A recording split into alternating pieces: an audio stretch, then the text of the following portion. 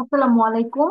আজকে হচ্ছে আপনাদের তৃতীয় নাম্বার ক্লাস। আর আজকের ক্লাস টপিক হচ্ছে পার্সোনাল প্রোনাউন, যার মানে বলা হচ্ছে পার্সোনাল প্রোনোমেন। ওকে, আমি ক্লাস শুরু করে দিই।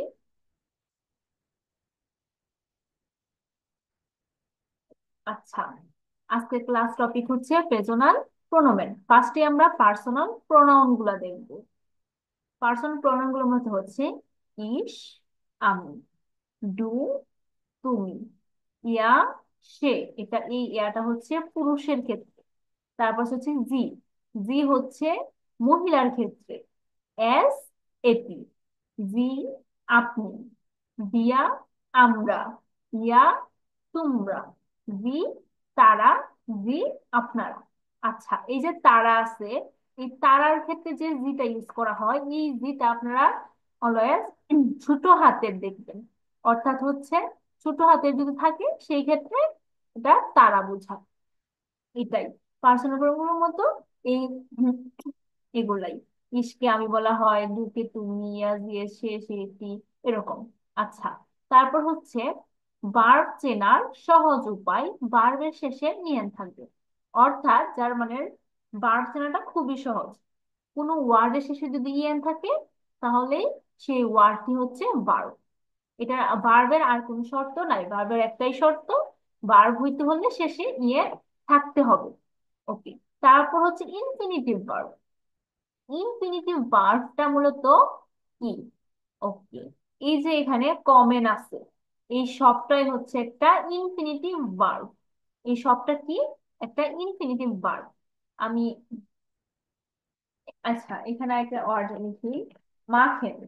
এই মাখেনটাও হচ্ছে একটা, এই মাখেন হচ্ছে একটা ইনফিনিটিভ ভার্ব, অর্থাৎ ভার্বের মেইন ফর্ম। ভার্বের মেইন ফর্মকে মূলত ইনফিনিটিভ ভার্ব বলে। তারপর আছে ইনফিনিটিভ ভার্ব আবার দুইটি রূপ, একটা হচ্ছে ভার্ব আর একটা হচ্ছে এন্ডো। এখন প্রশ্ন হচ্ছে ভার্ব কি? ভার্ব হচ্ছে এই যে আমরা জানি যে ওয়ার্ডের যে কোনো ভার্বের শেষে একটি ইএন থাকবে। এই ইএন এর আগের অংশটুকুই হচ্ছে ভার্ব। আমি এখানে অন্য কালারের করে দিছি যে এটা হচ্ছে ভার্ব আর এটা শেষে ইএন হচ্ছে এন্ডো।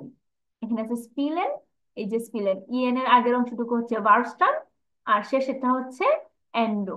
মাখিনের ক্ষেত্রে সেম, এই যে ইএন এর আগের অংশটুকু হচ্ছে ভার্স্টার আর শেষেরটা হচ্ছে এন্ডো। তারপর আসি হচ্ছে সাবজেক্ট অনুযায়ী ভার্বের পরিবর্তন।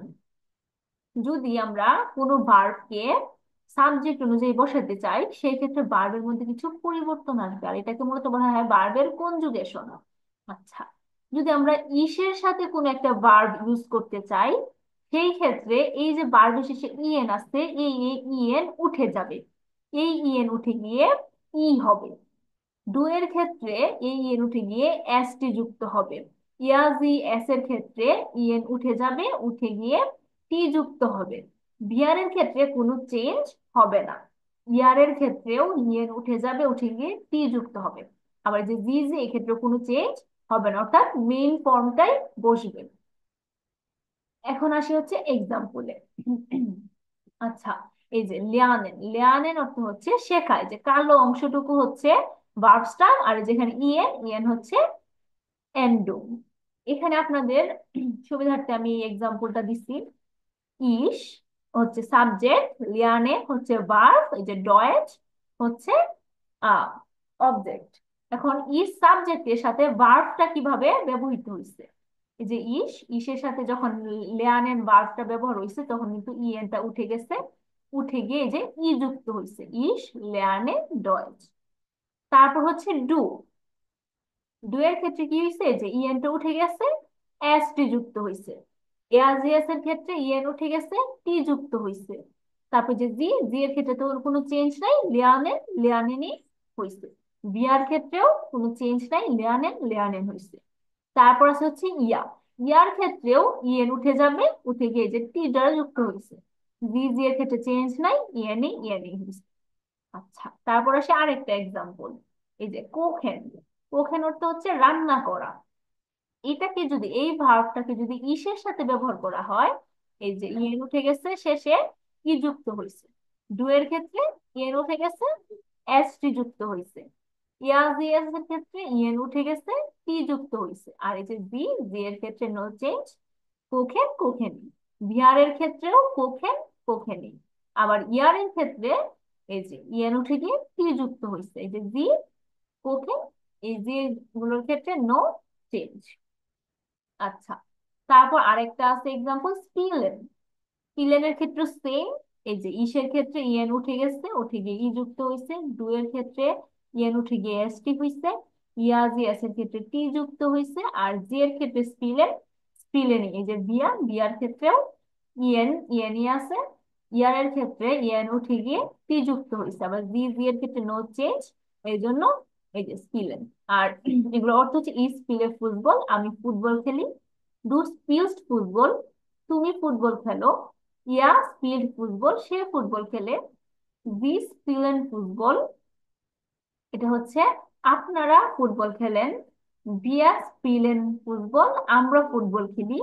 ইয়া স্পিল্ড ফুটবল, তারা ফুটবল খেলে। জি স্পিলেন, সরি, ইয়া স্পিল্ড ফুটবল, তোমরা ফুটবল খেলো। জি স্পিলেন ফুটবল, তারা ফুটবল খেলে। আবার এই যে জি স্পিলেন ফুটবল, আপনি ফুটবল খেলেন, এভাবে। আচ্ছা, আর এর শেষে যে উদাহরণ আছে স্পিরেনজি জ্ঞানে ফুটবল, আপনি কি ফুটবল খেলা পছন্দ করেন? আচ্ছা, তারপর শেষে ভার্বের কনজুগেশন। এটা মূলত আপনাদের এক্সারসাইজের জন্য, যে ইসের সাথে লিয়ানটা কিভাবে ইউজ হবে, ডু এর সাথে যে গেটা, গে এর সাথে কি যুক্ত হবে, ইয়ারের সাথে ভার্ব স্টেমের সাথে কি যুক্ত হবে, জি এর ক্ষেত্রে কি যুক্ত হবে। আচ্ছা, আমি এখন এই যে জি, ইস লিয়ান, ইসের ক্ষেত্রে আমরা কি জানি? ইসের ক্ষেত্রে যদি ভার্ব ইউজ করতে চাই সেক্ষেত্রে ই যুক্ত হবে, এই যে ই। ডু এর ক্ষেত্রে কি জানি? ডু এর ক্ষেত্রে যদি কোনো ভার্ব ইউজ করতে চাই ইন থেকে এস টি যুক্ত হবে, এস টি। ইয়ার এর ক্ষেত্রে কি জানি? ভার্ব উঠে গিয়ে টি যুক্ত হবে, তাই না? তারপর এই যে ভিয়ার, ভিয়ার ক্ষেত্রে কি জানি? ভিয়ার ক্ষেত্রে কোনো চেঞ্জ নাই, কোনো চেঞ্জ নাই, যেমন এখানে ইএন, ইএনএ হবে। সরি, এটা হচ্ছে এস, এস এর ক্ষেত্রেও কি হবে। আর এই যে ভিয়া, ভিয়ার এর ক্ষেত্রে ইএন, ইএনএ থাকবে। বাকিগুলো আপনারা বাসায় প্র্যাকটিস করবেন। আচ্ছা, এখানে কিছু ওয়ার্ড আছে, এই ওয়ার্ড গুলো অর্থগুলো আমরা জেনে নিই। লেয়ানেন অর্থ শেখা, গেহেন অর্থ যাওয়া, কমেন অর্থ আসা, ভোনেন অর্থ বসবাস করা, কোখেন অর্থ রান্না করা, স্পিলেন অর্থ খেলা করা, জাগেন অর্থ বলা, ফ্লিগেন অর্থ উড়া, নেমেন অর্থ নেওয়া, ফিন্ডেন অর্থ খোঁজা, ভাটেন অর্থ অপেক্ষা করা। আচ্ছা, এখন হচ্ছে আরেকটা রুলস। লেজেন জেহেন, এই দুইটা ওয়ার্ডের ক্ষেত্রে প্রথম ই এর আগে একটি আই বসবে। অর্থাৎ এই যে এই দুইটা ভার্ব আছে লেজেন জেহেন, এই দুইটা ভার্বের ক্ষেত্রে প্রথম ই এর আগে একটি আই বসবে। আর এই পরিবর্তন শুধু ডু, ইয়াজিএস এর ক্ষেত্রেই। আচ্ছা, আমরা এক্সাম্পল দেখি। এই যে এখানে লেজেন, ইসের সাথে আগের নিয়মে কিন্তু এখানে ই এড হয়েছে, আর কোনো পরিবর্তন হয়নি। কিন্তু এই যে ডু এর ক্ষেত্রে এই যে ফার্স্টে ইটা ছিল, এই ইটার আগে একটা আই হইছে। আর বাকি সব রুলস সেম, এই যে এখানে আই হইছে, এখানে আবার ই, ই এর জায়গায় আছে। তারপর যে এস টি যুক্ত হওয়ার কথা ছিল শেষে এস টি যুক্ত হইছে। এআরজিএস এর ক্ষেত্রেও শুধু ই এর আগে আই হইছে, আর বাকি সব নিয়ম সেম, যে শেষে টি যুক্ত হবার কথা টি যুক্ত হইছে। আর বাকি যেগুলো আছে ভি, ভিয়া, ইয়া, এগুলা সেম আগের রুলস, এখানে কোনো পরিবর্তন হবে না। জেহেনের ক্ষেত্রেও সেম, এই যে ফার্স্টের ইটা, ই এর আগে আই হইছে, আর বাকি সব রুলস সেম। এআরজিএস এর ক্ষেত্রে এই যে আই হইছে, বাকি সব নিয়ম সেম। আচ্ছা, তারপর হচ্ছে আরেকটা গেভেন, হেল্পেন, প্রেশেন, ট্রিফেন, ইজেন। এর ক্ষেত্রে শব্দের প্রথম ইটা আই হয়ে যাবে। অর্থাৎ এই যে ভার্ব গুলা আছে, এই ভার্ব গুলার প্রথম ইটা আই হয়ে যাবে। এটা শুধু ডু এবং ইয়াজিএস এর ক্ষেত্রে। যেমন এই যে স্প্রেশন, প্রেশন, এই প্রেশনের ইসের ক্ষেত্রে কিন্তু কোনো চেঞ্জ হয় নাই, এটা আগের রুলস। আর এই যে ডু এর ক্ষেত্রে ই যে ফার্স্টে ইটা আছে, ইটা বদল হয়ে কিন্তু আই হয়ে গেছে, যে লাল লাল করে দিছি আমি, আই হয়ে গেছে। আর বাকি নিয়ম সেম, এই যে শেষে এস টি যুক্ত হওয়ার কথা এস টি যুক্ত হয়েছে। ইয়াজিয়াস এর ক্ষেত্রে ওই যে ই টাই হয়ে গেছে, আর বাকি নিয়ম শেষে টি যুক্ত হওয়ার কথা ছিল, টি যুক্ত হয়েছে। আর বাকি যেগুলো আছে ভিয়া ইয়াজি, এগুলা সেম আগের নিয়মে, যে ভিয়াসপ্রেশন, ইয়াসপ্রেসড, ভিসপ্রেশন। ট্রিফেনের ক্ষেত্রেও সেম, এই যে ইসের ক্ষেত্রে সেম নিয়ম। ডুয়ের ক্ষেত্রে এই যে ইটা আই হয়ে গেছে আর বাকিটা সেম। ইয়াজিয়াস এর ক্ষেত্রেও ইটা আই হয়ে গেছে, বাকি সব সেম। আচ্ছা, আর একটা দেখে হেলফেন। হেলফেনের ক্ষেত্রেও এই যে শুধু ইটাই হইছে, আর বাকি এসটি হওয়ার কথা ছিল এসটি হইছে, এখানেও ইটাই হইছে, বাকি সব সেম। ওকে, আপনারা যদি এই সব নিয়ম বুঝতে পারেন তাহলে এখন আমি আরেকটা রোজ, এটা হচ্ছে ভার্ব স্টামের শেষে যদি টিডি থাকে তাহলে কিছু পরিবর্তন হবে। অর্থাৎ এই যে ভার্ব স্টাম কোনগুলা, ইএন এর আগের অংশটুকু হচ্ছে ভার্ব স্টাম, আর এই ভার্ব স্টামের শেষে যদি টি অথবা ডি থাকে সেই ক্ষেত্রে ডু, ইয়া, জিএস, ইয়া, এই তিনটা সাবজেক্টের ক্ষেত্রে কিছু পরিবর্তন হবে। পরিবর্তনটা কি হবে, এই যে ডু এর ক্ষেত্রে আমরা সাধারণ নিয়মে জানি যে ডু এর সাথে ইএন উঠে গিয়ে এস টি যুক্ত হয় এন্ডুম হিসেবে। কিন্তু এই যে টিডি যদি থাকে সেই ক্ষেত্রে এসটি না হয়ে ইএসটি যুক্ত হবে। ইয়াজিএস এর ক্ষেত্রে আমরা সাধারণ রুলসে জানি যে ইএন উঠে গিয়ে এন্ডুম টি যুক্ত হবে, কিন্তু যদি এই রুলস থাকে সেই ক্ষেত্রে ইটি যুক্ত হবে। ইয়ার এর ক্ষেত্রেও সেম, টি এর বদলে ইটি। আমরা এক্সাম্পল দেখি, এই যে আওয়াইতেন, এই যে ভার্ব স্ট্যামের শেষে কিন্তু টি আছে, তাই না? ভার্ব স্ট্যামের শেষে টি আছে, এই টি জন্য এই যে ইসের ক্ষেত্রে আগের নিয়মেই শুধু ই যুক্ত হয়েছে। ডু এর ক্ষেত্রে এই যে ই এস টি যুক্ত হয়েছে, এখানে সাধারণ নিয়মে এস টি বসার কথা, কিন্তু যেহেতু এই রুলস এই জন্য এটা ই এস টি হয়েছে। ইয়াজিএস এর ক্ষেত্রেও এখানে টি হওয়ার কথা, কিন্তু এই রুলস এর কারণে এখানে ইটি হয়েছে। বিয়ার এর ক্ষেত্রে আবার সেম, আবাইতেন। ইয়ার এর ক্ষেত্রে আবাই, এই যে ইয়ার এর ক্ষেত্রেও টি এর বদলে ইটি হয়েছে। এইটুকুই হচ্ছে রুলস। আরেকটা দেখি যে রেড, রেডেনের ক্ষেত্রে ইসের ক্ষেত্রে সেম আগের নিয়ম রেডে, কিন্তু ডু এর ক্ষেত্রে এই যে ইএসটি যুক্ত হয়েছে। আবার এই যে ইয়াজিএস এর ক্ষেত্রে ইটি যুক্ত হয়েছে। বিয়ার এর ক্ষেত্রেও সেম, আর ইয়ার এর ক্ষেত্রে এই যে টি এর বদলে ইটি হয়েছে। জিজি সেম।